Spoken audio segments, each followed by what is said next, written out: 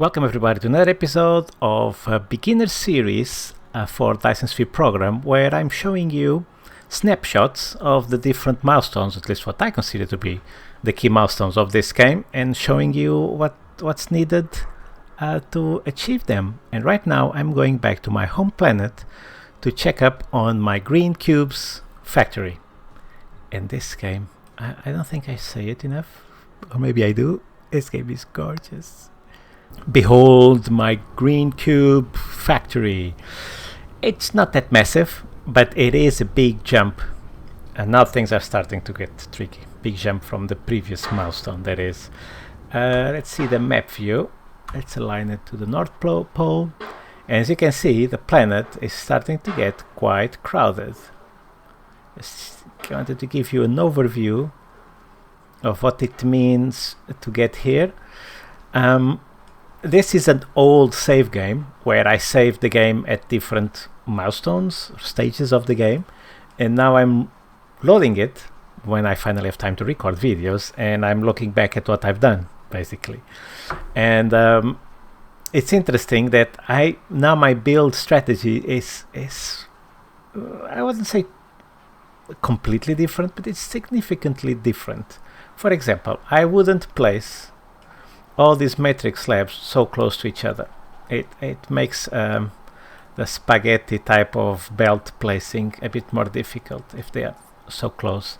What I now do is something similar to this, where I have a dedicated factory to produce the whichever cubes I'm producing, and then I use a interstellar logistic station, or a planetary logistic station, also known as ILS or PLS, and then I send it to wherever I have the main matrix lab where I actually do the research, so that things are not so crammed. But anyway, I just want to give you an overview of potentially size of your industry once you get to this point where you're actually producing the green cubes. It's actually not too bad. I think past me didn't do a too bad job. I still have these factories kind of separated. They are not too crammed on top of each other, so it will make it easier to troubleshoot, because I do have some issues now. And at the end of this video, I'll give you some tips on how to troubleshoot this, and I'll show you how to troubleshoot, or at least how I do it. But for now, let's take a look at the green cubes, which is the main purpose of this episode. So what do we need to produce green cubes?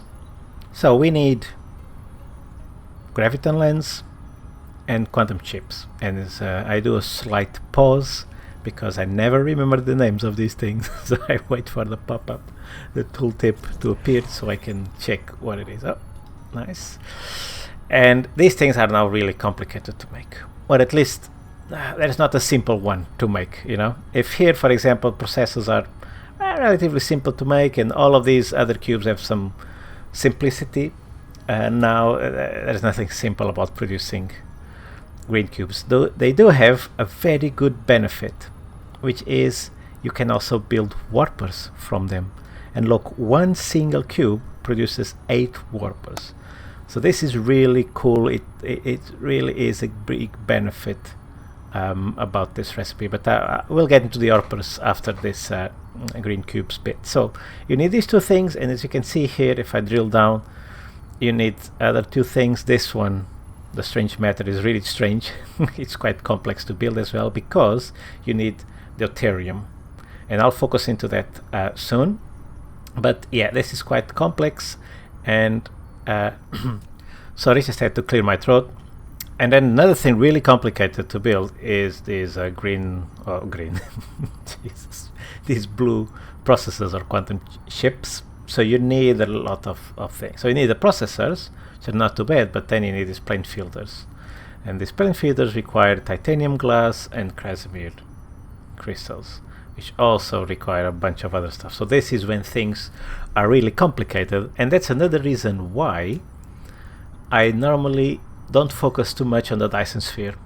As you can see, I've already unlocked the ability to build a Dyson shell, but I'm not doing anything here yet.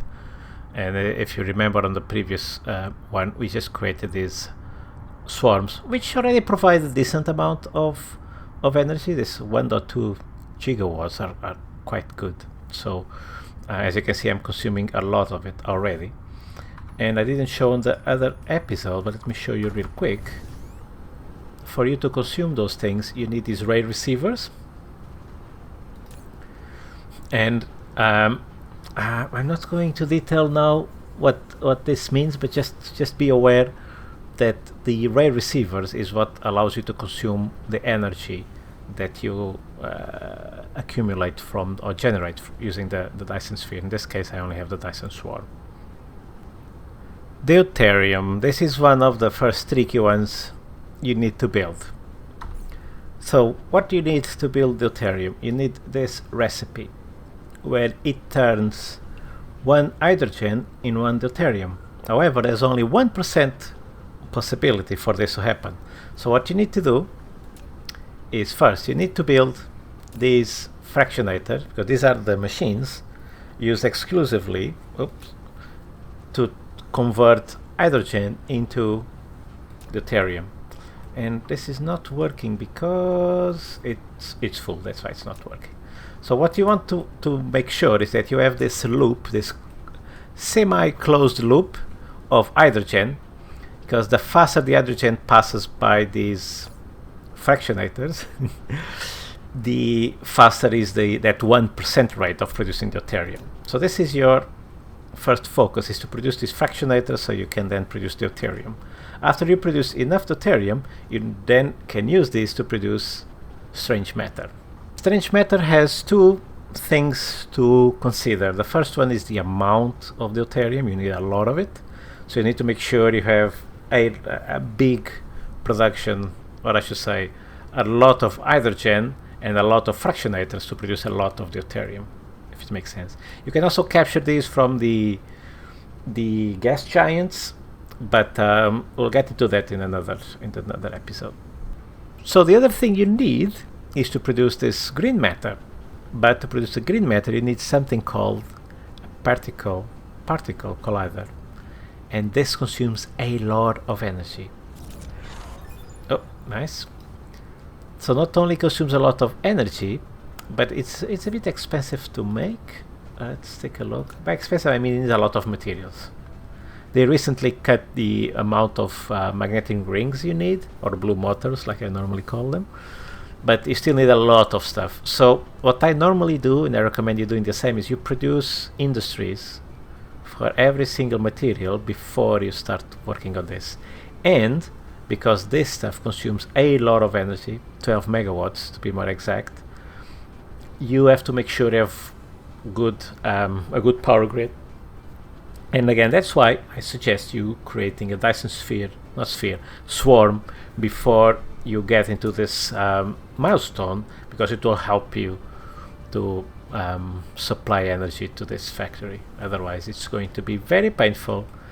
I mean, if it's 12 times 1, 2, 3, 4, 5, 6, 7, 8, 9, 10, 11 is at 22.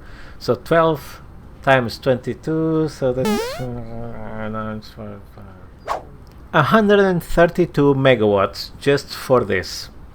And yeah, I did the whole math in my head. I didn't cut the video, open the calculator on my phone, and then showed you the results. That definitely didn't happen. Then, after you have resolved the power issues, so you can have enough particle colliders, so you can produce enough strange matter, you can then finally produce these gravitational lenses. And the recipe of these lenses is quite simple, because you only need two materials, but it again is producing this strange matter that's difficult because of the deuterium and the power you need for the particle colliders. But after you have this, you can then finally create the green cubes.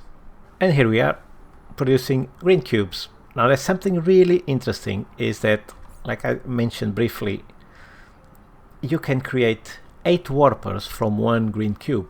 And why do you need warpers? So you can travel to other solar systems quickly.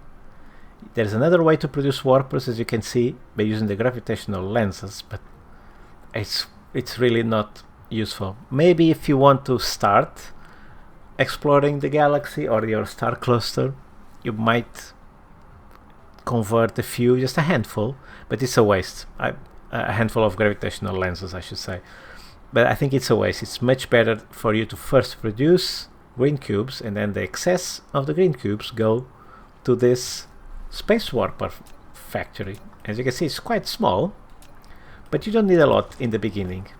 And yeah, later you might scale up, and like I said, it's not great that I'm having so many things here crammed. I should have separated this a little bit, but anyway, I think from a beginner perspective it's not too bad.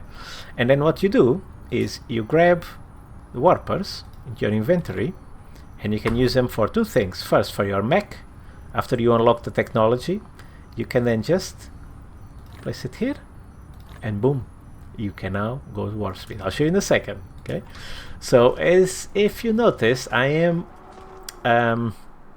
delivering these warpers into a planetary logistics station, because I want to use this in the Interstellar logistics station, so that I can go back and forth, or I can enable, I should say, the logistic vessels to travel to other solar systems and grab materials from there, and vice versa. And notice that because I unlocked the technology, let me check where that is. Okay, I found it. So you go to the technology tab and then click upgrades, and then here you see the level 4, it unlocks Mecha Warp, and then for your interstellar logistics stations or your vessels, you then need to research this bit here. And as you can see, you need to unlock these, you need the purple cubes. So that's why I normally wait for this stage of the game, because you can produce this manually, and again you can use the gravitational lenses and stuff, but this is an automation game. So I wait until I have a possibility to automate this stuff. In this case means create green cubes before I actually explore the galaxy. Because technically I could start exploring here, but I want to automate stuff first, and for that I wait for the green cubes, if it makes sense. Okay, so how will this tower start to consume and use for the vessels these warpers? Well, I can manually drag and drop here, but much better is if I just use one of these available slots to request them. And you don't need a lot, so I normally don't put a lot, and I do local demand because I'm producing locally, and I will leave remote supply because I want the interstellar towers I have on the other planets to be able to grab them from here. I hope I'm making sense. There we go. So now the drones are flying off to the planetary logistics towers and grabbing those, and then you'll see this will then start to populate. I think the max is 50, so we'll see it pop up here in a second. There we go. You see, if it has it in its storage area, it will automatically fill. And this is how you automate it. And now, if we go to another solar system, and we will right now, and it's awesome, you now automate the distribution of these warpers, and your vessels can travel freely across your star cluster. Where shall we go, guys? This might be a major spoiler, at least it would be for me, to do a warp speed between solar systems. So if you haven't, you go and do it on your game, and you come back after, if you want to see the rest of the video, which I hope you do. But I just don't want to spoil this for you, okay?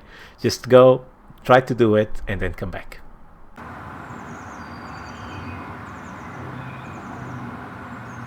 Okay, let's do it. First step is to check where to go. Let's see the nearby star. We can see here the rare materials are highlighted in this kind of orangey color. And this also has deuterium. Interesting. This is a good candidate. This one is a lot of stuff, including crude oil, and I'm leaning towards the oil at the moment. This one is a bit too far, I guess. I'm tempted to go here because of the crude oil. Fire ice is also good resource. Ooh, this has crude oil and organic crystal.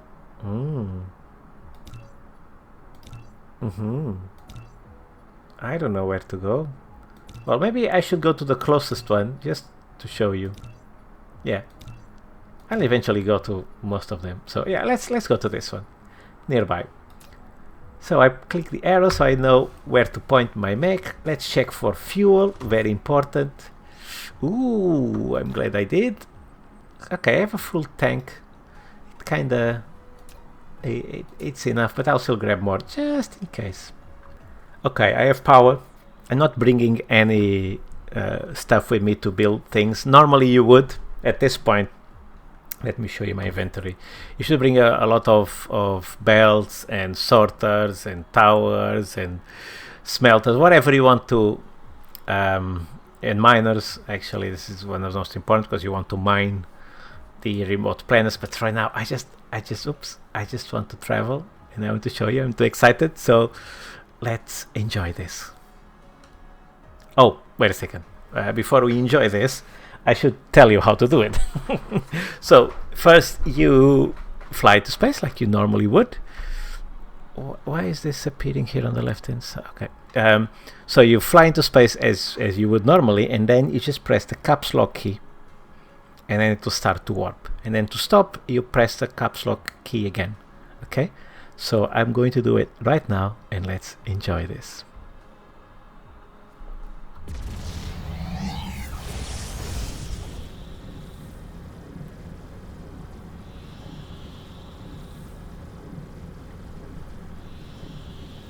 Oh, I want to show you that you see that because the planets are moving, the stars, you need to correct course. So with your mouse you point it there, and with W you correct the course while you're flying in warp speed. Then get ready to press caps lock, and there we are. We are in the new solar system. Yay! Man, how cool is that? How freaking cool is that? I love this game. I love it. And now, after you reach a new solar system, you can check exactly what materials each planet has. Let's check this one. Oh wow, this is a lot of iron and copper, perfect. And fractal silicon, also cool. This gas giant has deuterium, so definitely need to tap into that, in hydrogen as well. And like I said previously, for you to produce deuterium using the fraction edge, you need a lot of hydrogen. So yeah, make sure you also grab a lot of hydrogen. And then there's a small satellite planet that has titanium and a lot of fire ice. This is also useful for some recipes, and also to produce hydrogen. Actually, this is also quite useful. And last planet here, we have a lot of copper, a lot of titanium, and some fire ice. So there's none of these have a lot of coal, unless I missed this. Yeah, not a lot. Not a lot. Okay, yeah, so it's not the best solar system ever, still good. It's a lot of stuff, but that's it, guys. This is how you warp into another planet. How cool is that? Oh, but actually, let's land on one of these planets. Let's land on that satellite one. And by the way, you can use warp speed just to travel to a planet. Actually, this is not very worthy, but I'll show you anyway. Caps lock. There we go. Traveling to this planet faster, and then when I'm next to it, press caps lock again to stop. And there we go. Landing. And that's it, guys. We have landed on another planet, on another solar system. It's so cool. Okay, before we wrap up this episode, I'm having some issues now with the scale of this industry, and the reason is that I was building quite small factories, and because I don't pay attention to ratios, or at least I didn't, as let's say an advanced beginner, I have some issues. So how to troubleshoot it? If you separate, more or less, let me put this in planet view, if you separate the factories one from another, it makes it really easy to identify, and I'll show you how. So here, what am I not producing? What am I not producing? Yeah, so I'm not producing enough of those particle containers, that kind of pinkish purple thing, you see? So they are missing. Actually, it's better if I click See, they are missing particle containers. Okay, let's see where I'm building them. Here I am. So there's something missing here. Green motors. So that's it. I didn't that's basic diagnose because I don't think I have a green motor specific factory. I don't know if you remember from one of the previous episodes, I was creating a sorter and belt factory. I think it's over here, and I was just redirecting the excess of what I was producing to this planetary tower. So this is my only source of green motors, is the leftovers of this belt and sorter factory. And yeah, it's not enough. So for me to fix this, I will need to scale up production of green motors. And that's basically a very basic example of how you troubleshoot it. And it does help to have things separated, because when you go to map view, that's where you're looking for stuff. If you have everything crammed together, it makes it difficult. And again, now I'm more experienced than the time I played this save game you're looking at.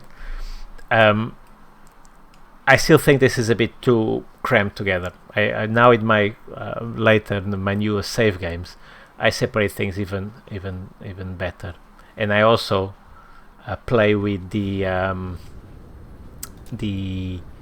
foundations to draw areas, so that when I go to map view, it's easier to identify which fabric or which piece of industry produces what. And that's it, guys. I showed you the green cubes production, that you need a lot of energy, because to produce strange matter you need to use particle colliders and they consume a lot of energy. So at this point I hope you already have at least a Dyson Swarm and some ray receivers to get the energy from the Dyson Sphere into your planet, so you can ramp up production. And then to solve these issues, you just need to do like this reverse engineering, where you go to where you actually have the issue, see what material is missing, and then you go from there. And that's it, guys. I hope you found this useful. As always, any suggestions, doubts, questions, place them in the comment section below and I'll reply as soon as I can. And I'll see you again on the next one. Bye bye.